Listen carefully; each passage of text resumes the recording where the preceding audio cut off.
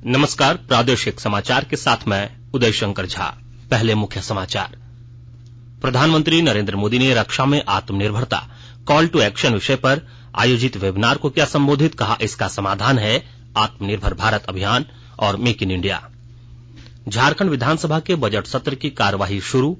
राज्यपाल रमेश बैस ने सदन अभिभाषण पेश करते हुए कहा, सार्थक चर्चा लोकतंत्र को करता है मजबूत। आजादी के बाद शहीद होने वाले वीर सैनिकों के बलिदान के प्रतीक राष्ट्रीय समर स्मारक का आज तीसरा स्थापना दिवस मनाया जा रहा है। और आईपीएल के अध्यक्ष ब्रजेश पटेल ने कहा कि लीग का आयोजन 26 मार्च से, फाइनल मुकाबला 29 मई को। और समाचार से पहले एक जरूरी संदेश। कोरोना वायरस के नए स्वरूप ओमिक्रॉन को देखते हुए आपसे अपील है कि सतर्क रहें और पूर्ण टीकाकरण कराएं। 15 से 18 वर्ष के किशोरों और अन्य लोगों के टीकाकरण में भी मदद करें। सुरक्षित रहने के लिए कृपया 3 सरल उपायों का पालन अवश्य करें। मास्क पहनें, 2 गज की सुरक्षित दूरी बनाए रखें, हाथ और चेहरा साफ रखें। कोविड संबंधी किसी भी जानकारी और सलाह के लिए राष्ट्रीय हेल्पलाइन नंबर 011-2397-8046 और 1075 पर संपर्क करें। वहीं राज्य हेल्पलाइन नंबर 104 डायल कर किसी भी समस्या का त्वरित समाधान लिया जा सकता है। और अब समाचार विस्तार से। प्रधानमंत्री नरेंद्र मोदी ने कहा है कि इस साल के बजट में देश में ही विनिर्माण के लिए अनुसंधान, डिजाइन और विकास के लिए एक जीवंत पारिस्थितिकी तंत्र विकसित करने के प्रारूप को शामिल किया गया है। उन्होंने कहा कि इसमें रक्षा बजट की कुल राशि का करीब 70% घरेलू उद्योग के लिए आवंटित किया गया है।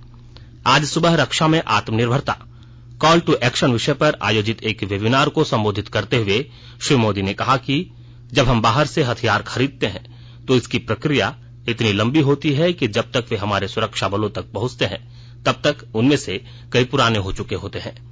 उन्होंने कहा कि इसका समाधान आत्मनिर्भर भारत अभियान और मेक इन इंडिया में है।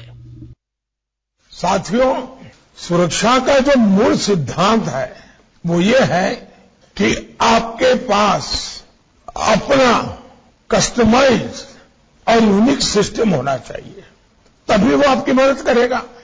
अगर 10 देशों के पास एक ही तरह के डिफेंस उपकरण होंगे तो आपकी सेनाओं की कोई यूनिकनेस नहीं रहेगी। यूनिकनेस और सरप्राइज एलिमेंट ये तभी हो सकते हैं जब उपकरण आपके खुद के देश में विकसित हो। साथियों, इस साल के बजट में देश के भीतर ही रिसर्च, डिजाइन और डेवलपमेंट से लेकर मैन्युफैक्चरिंग तक का एक वाइब्रेंट इकोसिस्टम विकसित करने का ब्लूप्रिंट है। झारखंड विधानसभा में बजट सत्र की कार्यवाही शुरू हो गई है। राज्यपाल रमेश बैस ने सदन अभिभाषण पेश किया।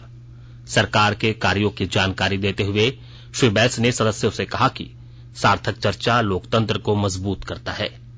सदस्य सत्र का लाभ उठाएं। झारखंड में बेहतर सुधार आया है। सरकार की कोशिश है कि लोक कल्याणकारी योजनाओं का लाभ सभी को मिले। सत्र बेहतर काम करने का एक जरिया है। राज्यपाल ने अपने अभिभाषण में कहा कि नए झारखंड के लिए सरकार काम कर रही है। किसानों का कर्ज माफ हुआ है और युवा वर्ग को प्रशिक्षित किया जा रहा है। सरकार स्थानीय युवा के लिए निजी क्षेत्र में 75% आरक्षण दे रही है। मुख्यमंत्री प्रोत्साहन योजना शुरू हो रहा है और राज्य में औद्योगिक निवेश को बढ़ावा दिया जा रहा है। असंगठित क्षेत्र के कामगारों के लिए भी 5 योजनाएं संचालित हो रही है। उद्योग नीति में सुधार हुआ है और ग्रामीण जलापूर्ति योजना पर तेजी से काम चल रहा है। इससे पहले सदन में शोक प्रस्ताव पेश किया गया। विधानसभा आने पर सुरक्षा बलों ने राज्यपाल को गार्ड ऑफ ऑनर दिया। झारखंड कैबिनेट की बैठक में कल त्रिस्तरीय पंचायत चुनाव संपन्न कराने के प्रस्ताव पर स्वीकृति दी गई।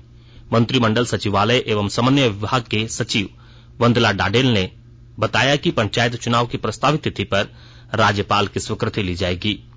फिर राज्य निर्वाचन आयोग द्वारा पंचायत चुनाव की तिथियों की औपचारिक घोषणा की जाएगी।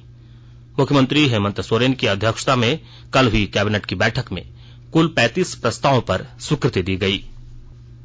राज्य में 400 यूनिट से ज्यादा बिजली खपत करने वाले उपभोक्ताओं को अब सब्सिडी नहीं मिलेगी। इससे जुड़े प्रस्ताव पर कल कैबिनेट ने स्वीकृति दी। बैठक के बाद कैबिनेट सचिव वंदना डाडेल ने बताया कि यह निर्णय 1 अप्रैल से लागू होगा।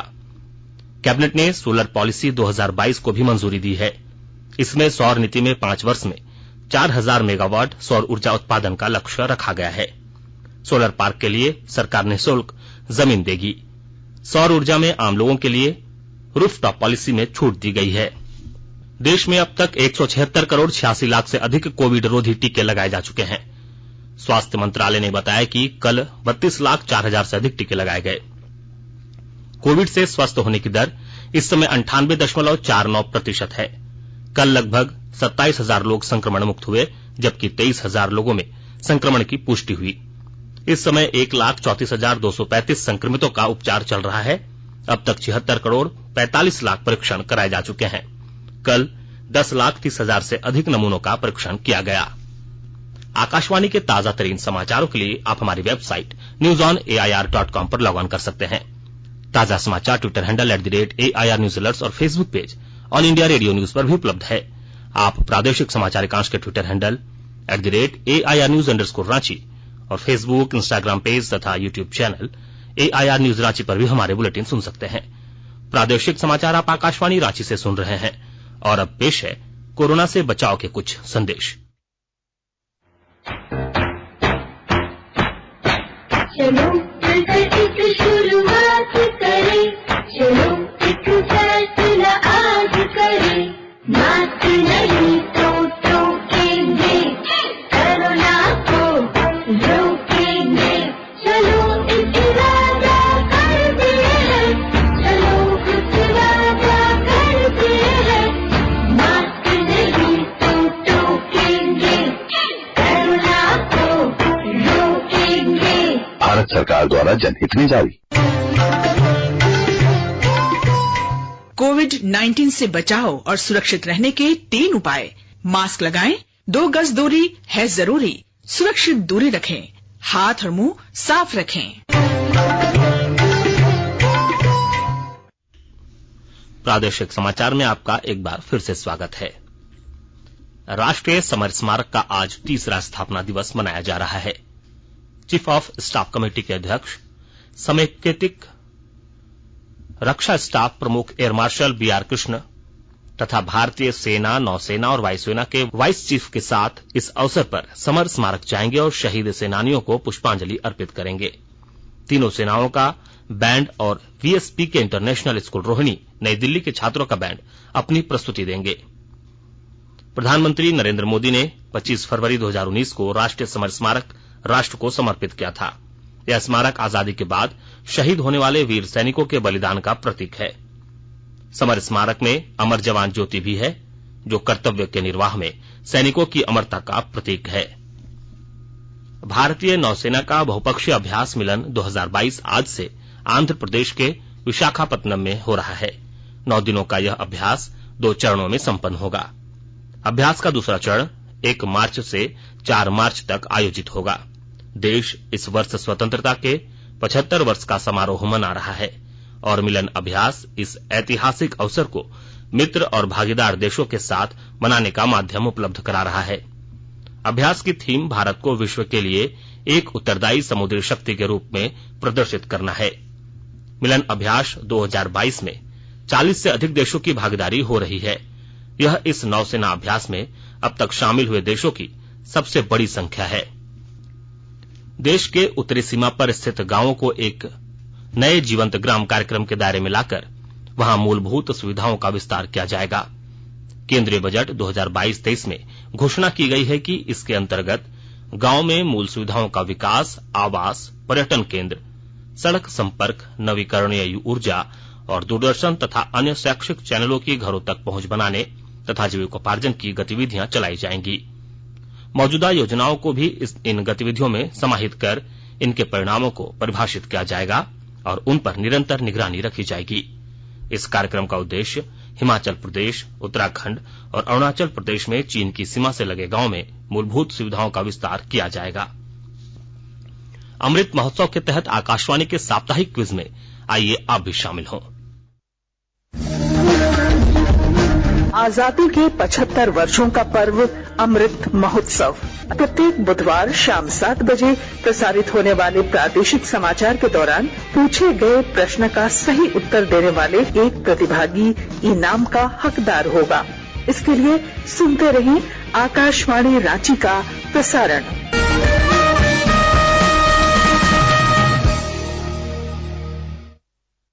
खूंटी जिले में राष्ट्रीय पल्स पोलियो अभियान और कृमि दिवस को मनाने की तैयारी के मद्देनजर स्वास्थ्य कार्यकर्ताओं को प्रशिक्षण दिया जा रहा है। अभियान के दौरान बच्चों को टीके की खुराक व कृमिनाशक दवा दी जाएगी। पेश है हमारे संवाददाता की एक रिपोर्ट। 27 फरवरी 2022 से होने वाले पल्स पोलियो अभियान एवं 10 मार्च से 17 मार्च तक होने वाले राष्ट्रीय कृमि दिवस का जिला समन्वय समिति सह प्रशिक्षण कार्यक्रम का आयोजन किया गया। इसमें आगामी 27 फरवरी से शुरू होने वाले 3 दिवसीय राष्ट्रीय पल्स पोलियो अभियान की तैयारियों के संबंध में चर्चा की गई।